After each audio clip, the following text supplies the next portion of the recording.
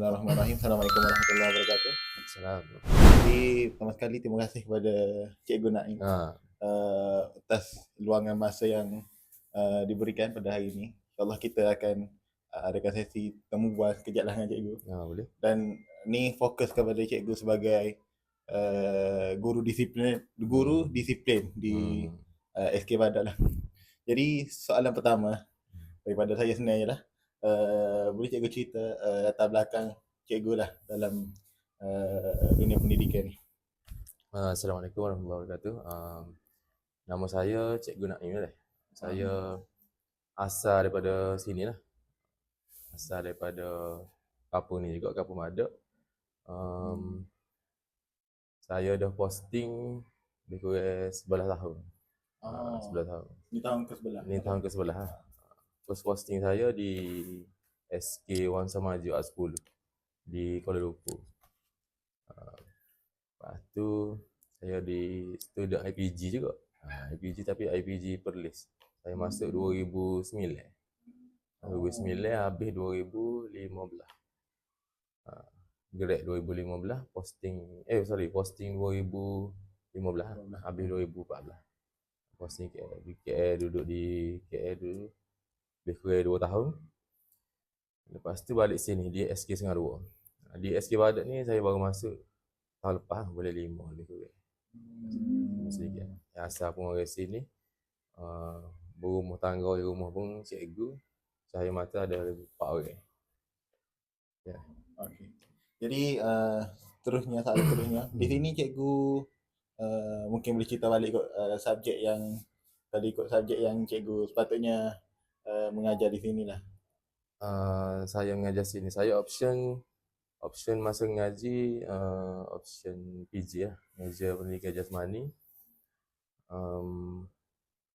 Tapi ada juga mengajar subjek lain lah. Tapi kalau kita pergi ke mana-mana sekolah sekalipun, kita jangan mengharapkan kita akan mengajar meja saja lah. Kemungkinan subjek terah ataupun subjek yang tidak berkaitan dengan meja kita pun kemungkinan akan terjadi juga.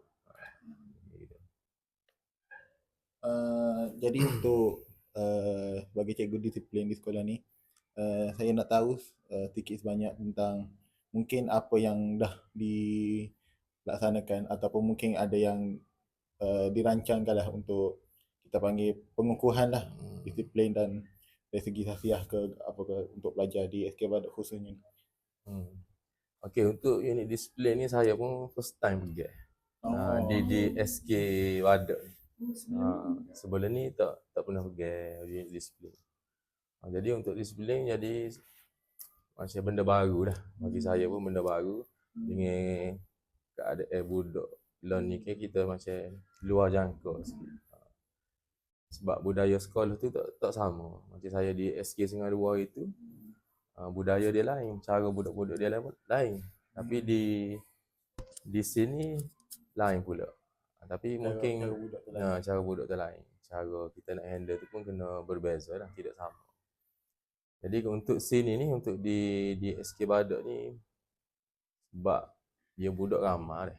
Budak dia dah lebih kurang dalam 700 lebih. Dekat-dekat 800 orang. Jadi banyak kita kena jagalah. Dia untuk tahap 1, tahun 1, 2, 3 ni dia punya cara lain. Dia macam nakal sikit. Dia tak boleh kita susah nak kontrol. Tahap 1 ni, bila tahap 2 untuk 4, 5 ni tahun 4 dengan 4, 5 dengan ni dia cara lain pula. Dia lebih kepada dia sosial dia dengan sama-sama dia pun lain, tak sama. Dia lebih kepada puak sikit. Dia ada geng lah, tapi geng bukan geng orang kata melampaui batas sudah lah. Cuma dia dah ada geng, dia dah ada tarik dah. Tapi sebenarnya bila dia dah ada geng gini, dia lebih kepada nak buat benda-benda hak tidak sepatutnya lah. Maksudnya lebih kepada pengaruh rakyat sebaya. Jadi bila contoh sign dia buat ni, dia pun orang lain pun nak turut buat juga. Macam saya ada terima satu kes sini, ada murid tahap 1, budak tahun 2, dia nak minta masuk geng budak tahun 5. Nak minta masuk geng. Jadi sebab budak darjah 5 ni dia macam otai lah sikit. Tapi dia sebenarnya dia tak otai pun. Tapi dia dah ada geng 5-6 orang ni, dia macam kalau orang bahasa Kelantan kat kepala pengak lah sekolah. Paling buah sekali. Tapi bila budak tahun 2 ni nak minta masuk geng tu, budak hak tahun 5 ni dia menetapkan syarat pula. Boleh mu nak masuk geng aku, mu kena pergi tombok budak ni. Jadi budak hak darjah 2 ni orang kata budak kan. Kata budak ni gilah dia. Dia mu tombok budak tu betul. Jadi mu lulus boleh masuk kelas. Jadi bila benda ni sebar, tahu kau cikgu ada budak kena tombok, jerit apa semua dah. Jadi dia report lah ke cikgu. Jadi cikgu pun buat siasatan apa semua, buat apa bocor-bocor. Pergi balik ke budak tahun 5 tu lah. Jadi kita buat siasatan buat apa, dia kata dia sebenarnya bukan geng pun, tapi dia macam sekali seumur. Mari sekolah sekali, duduk dalam kelas sekali, rehat sekali, balik sekali, pada ain sekali. Tapi dia tak buat geng pun, tidak ada kata kena berdaftar apa semua tak lah. Cuma dia budak tahun 2 ni tengok tahun 5 ni hebat. Jalan sekali seumur. Jadi dia idola, dia pun minta nak masuk. Kita nak cerita budak zaman ni lah, dia terdedah tu mungkin dari segi media sosial ke, kita pasti dari segi cerita ke. Sebab tu tapi saya cerita lah ni, dia dah ada tahap umur bawah 18 tahun. Maknanya kalau budak bawah 18 tahun dia tengok, dia jadi nak buat benda tu. Begitu. Cuma dari segi pendekatan kita untuk menangani masalah ni, ya kita panggil lah. Jadi budak yang bermasalah ni kita panggil, kita bagi apa ni? Bagi kesedaran sikit. Cuma kalau kita macam saya unit disiplin, bila kita dah panggil, saya kena serah kepada unit kaunseling pula. Budak bermasalah. Jadi bila pergi ke unit kaunseling akan panggil. Sebab apa kita buat gitu tu? Sebabnya sekiranya ada isu lepas pada ni, kita dah ada rekod dia. Macam contoh dia dah ada kes satu kes dah. Saya ambil dah kes satu kes tu. Unit disiplin pun ambil dah 2 bulan ataupun 3 bulan lepas tu dia buat balik. Bila dia buat balik, contohlah ada isu dengan polis. Jadi PPD ataupun JPN ni dia nak tengok balik track record budak tu. Sama ada budak ni kali pertama ke, kali kedua ke, ataupun kali ketiga ke. Itu prosedur untuk kita nak buat sekolah. Sekolah rendah sebenarnya sekolah rendah ni jarang kita dengar buat sekolah dah. Biasanya buat sekolah ni lebih kepada sekolah menengah. Bila sekolah menengah dia lain dah, level lain dah. Tapi sekolah rendah pun kita boleh buat juga. Dia panggil kekerapan tingkah laku. Maksudnya kesalahan pertama, kesalahan kedua, kesalahan ketiga. Bila kesalahan itu berulang, dia akan jadi serah kepada unit kaunseling. Bila tak boleh juga, degil juga, kita boleh bicara, panggil parent dia. Panggil parent, kita bicara dengan parent, lagu mana kita nak selesai apa semua tak. Sekiranya berulang lagi, pihak sekolah akan ambil tindakan yang lebih ni lah, lebih kerah lah sikit. Kerah tu maksudnya kita buat sekolah lah. Buat sekolah tu pun bukan kegiatan guru musel apa semua tak. Sekolah sekitar berdekatan. Begitu lah dia punya step untuk bila berlaku kesalahan, apa pihak sekolah kena buat. Untuk unit disiplin ni. Soalan sebenarnya kan cikgu unit disiplin tak? Ada tak konflik dengan ibu bapa, contohnya macam ibu bapa bela anak dia ataupun sebagainya lah bila bab disiplin ni? Konflik dengan ibu bapa ni maksudnya ibu bapa mari serai sekolah lah ada. Itu trend zaman ni. Zaman generasi Y ni, generasi kita lah. Macam tu. Generasi kita memang ada lah. Nanti awak pergi di sekolah pun memang kita kena adapt lah benda tu. Cuma emosi kita tu kena stabil lah. Macam saya bagi contoh grup kelas tu. Grup kelas ni contohlah satu kelas tu, terutamanya tahap 1 lah, tahun 1, 2, 3. Bila kita lah ni muka canggih, kita buatlah grup WhatsApp. Jadi bila ada grup WhatsApp ni, kalau contoh untuk tahun 1 ni, soalan dia tu kita baru duk tarik nak we are here, dia tanya dah. Istilah dia lah. Jadi kalau emosi kita tak apa nak stabil, mungkin balas dengan dewe kalau lagu mana kau dengan tunai kau nak contoh lah dak. Bila soalan mari tu pelik-pelik, jadi kita pun nak marah. Sebab tu kita kena control tu. Your parent ni kita tak boleh nak expect ada hok okey tapi tak semua lah tak okey. Ada hak okey, ada hak tak okey, memang tak okey. Memang teruk. Ada tu memang teruk. Sebabnya dia salah satunya dari segi luar bandar dengan bandar lah. Macam saya biasa duduk di kawasan bandar, lepas tu biasa duduk di kampung. So memang tak sama lah. Dia punya budaya, dia punya cara. Jadi antara konflik ada hak sin ni tak. Macam ni kalau sin ni dalam lepas sebelum raya haji baru ni ada satu kes. Budak ni dia main gunting tau, gunting. Dia satu kelas ni, dia duduk sebelah-sebelah jujur 3 orang gitu. Jadi dia tanya budak si A ni tanya, boleh tak aku guna gunting kening? Jadi budak hak nak kena ni dia kata okey boleh. Okey, boleh dia kata. Jadi kawan ni pun si A ni pun ambil gunting kerak kening dia sikit. Lepas tu dia pun pergi tanah dia tengok, comel juga macam ada lain gitu dia. Trend tak jamilan ni tak. Jadi bila dia balik di rumah, isu parent ni tak. Bila dia balik di rumah, jadi mak dia pun mungkin perasan lah bila dia apa bayar kening abang ni contoh dia tanya tak. Apa kening abang ni? Dia kata, saing gunting dia. Beres. Bila soalan dia tu saing gunting, mak hak ni pakai tak siasat gapo dia pakai mari di sekolah, terus report polis. Terus pergi ke IPD baca. Tak ada. Sebab kening tu. Dia tak tahulah dia tanya kerana anak dia. Cuma anak dia jawab, saing kerak dia. Jadi bila dia terus pergi ke report polis, jadi polis tu pasal ambil report tu. Sebab ada sebab ada bukti memang coreng dia punya kening tu. Jadi bila dia ambil apa semua gitu gini, polis pun telefon lah ke pihak sekolah. Ada satu laporan gini-gini dah.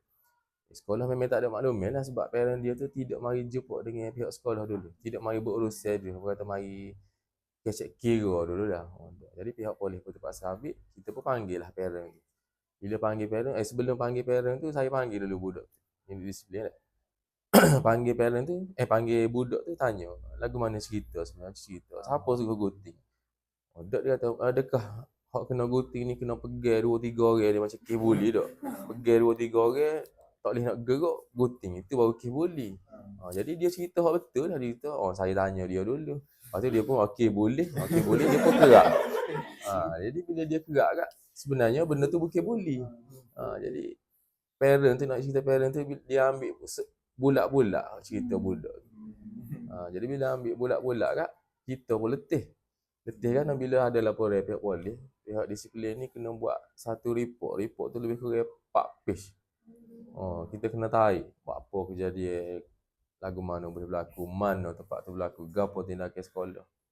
Memang letih lah. Lepas kita pula baru pergi, memang tak biasa, memang kena banyak bimbingan daripada orang lain juga lah. Itulah nak ayatnya cara parent tu.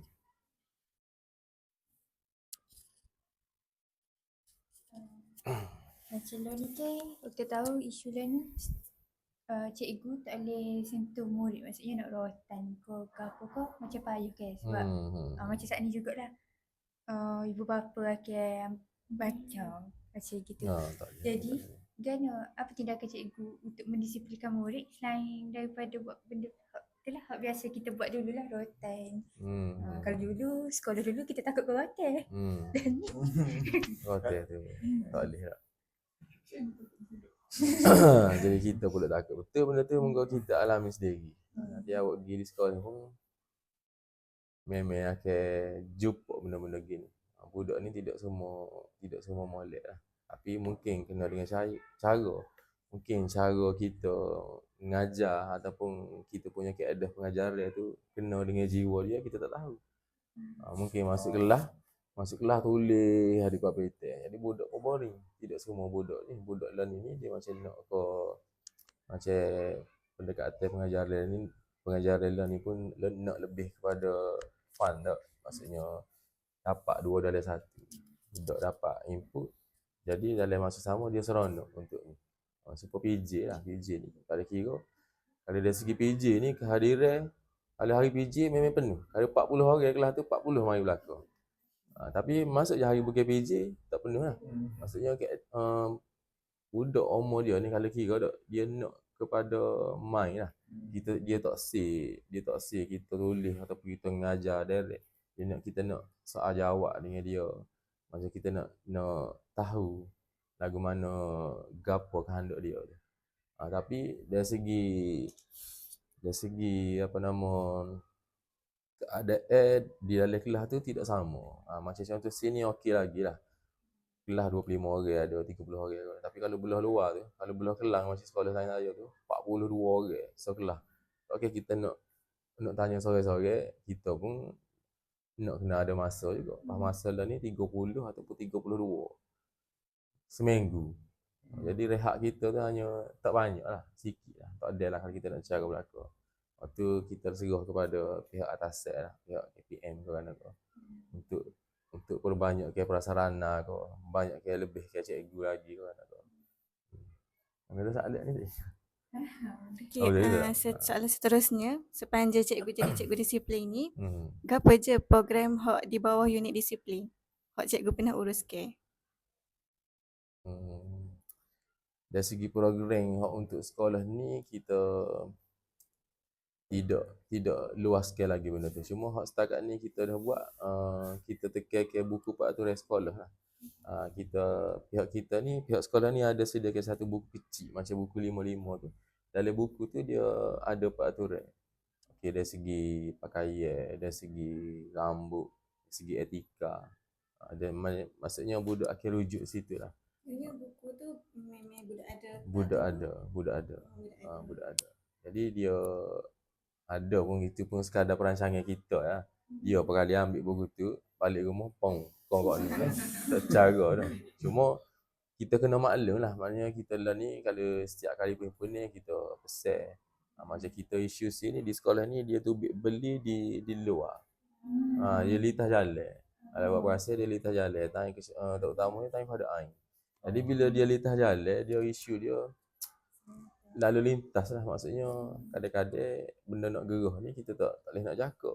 Tengok kiri tak ada, tengok kanan tak ada, tiba-tiba pergi mari. Contoh ada. Tiba-tiba melambung. Jadi kita kena maklum semua. Cara kitanya di setiap kali perhimpunan kita royak. Kena pesan. Sekadar boleh pesan lah. Kita tak boleh nak alih orang jual luar sebabnya dia luar daripada kawasan sekolah. Keadaan kitanya maklum lah. Sekadar maklum. Macam kalau bulan disiplin ke ada? Boleh disiplin ada tapi tak siapa lagi. Tak sampai. Dan ni boleh lain lagi. boleh panitia lain. Kayak gitu. Okey, cikgu kelas 12 suka tak? 12. Kira saya rasa itu pun dah mencukupi. Ada hal yang terakhir tak ada? Okay. Jadi terima kasih sekali lagi Cikgu Naim atas perkongsian untuk berkaitan dengan disiplin lah di SK Badak ni. Jadi terima kasih sekali lagi Cikgu dan kita tutup dengan sesi bergambar lah. Boleh.